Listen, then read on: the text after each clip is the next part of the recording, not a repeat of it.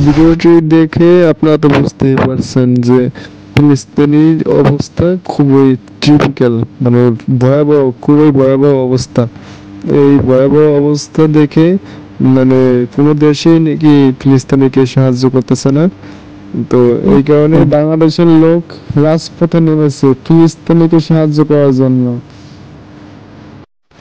এই যে দেখেন, হাজার হাজার লোক রাজপথে শুধুমাত্র ফিলিস্তিনিকে সাহায্য করার জন্য। আমরা বাঙালিরা আছি ফিলিস্তিনের পাশে, শুধু এই স্লোগানই চলছে আজকে। ভিডিওটা দেখে যদি ভালো লাগে তাহলে একটা শেয়ার করে দিন। ধন্যবাদ সবাইকে।